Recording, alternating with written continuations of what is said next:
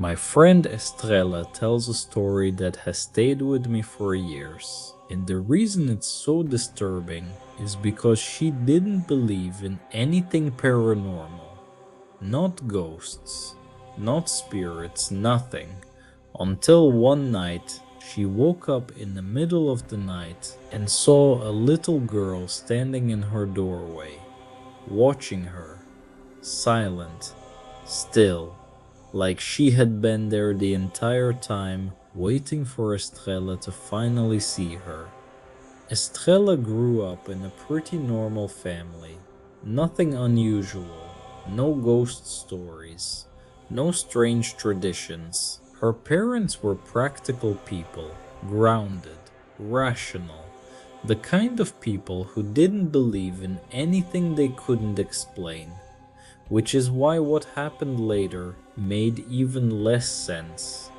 When Estrella was still young, her family moved into a new house. It wasn't particularly old. Nothing about it stood out at first. It was just a house, another place to live, another fresh start. And for a while, everything seemed completely normal. Until her mother started behaving differently. Until at first it was subtle, small things. Her mother would spend more time alone in certain rooms, pausing in the hallway, standing still in places for no obvious reason, like she was listening to something or someone. Then came the talking. Estrella would hear her mother speaking softly from another room.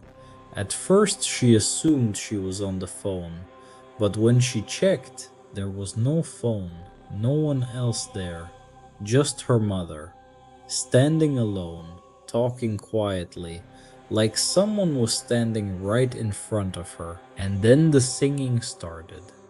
Her mother would hum soft, gentle songs, old lullabies, simple melodies, the kind you sing to a child. At first it seemed harmless, even comforting, but there was something about it that didn't feel right, because she wasn't singing to herself, she was singing to someone. Eventually, Estrella and her siblings confronted her. Not seriously. At first, it was more like teasing. They laughed, made jokes, asked her who she was talking to, and her mother answered calmly, without hesitation, "There's a little girl." That's what she said. A little girl.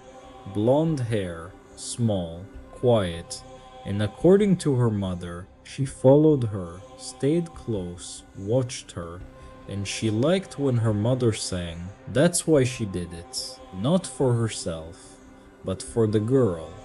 At that point, the kids thought it was ridiculous.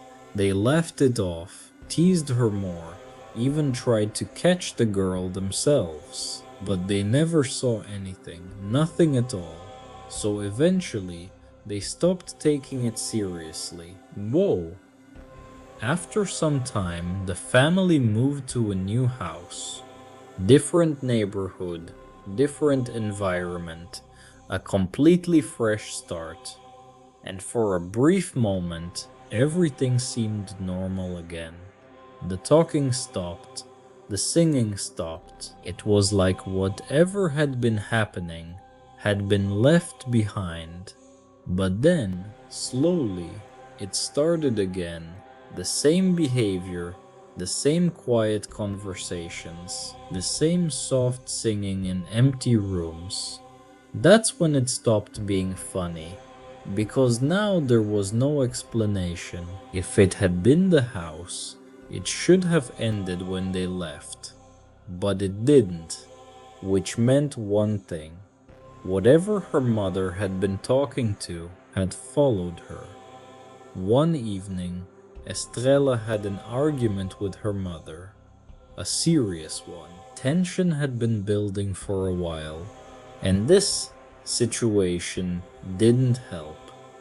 At some point during the argument, Estrella walked into a room and found her mother again, standing there, singing softly to no one. That was it. That was the moment she snapped. She yelled at her, called her out, told her to stop pretending, told her it was stupid, embarrassing, that there was no girl, that she needed to stop acting like there was. Her mother didn't argue, didn't get angry. She just looked at her, quiet, almost disappointed, and then said nothing. That night, Detrella woke up suddenly. No sound, no dream she could remember, just awake, heart racing, body tense.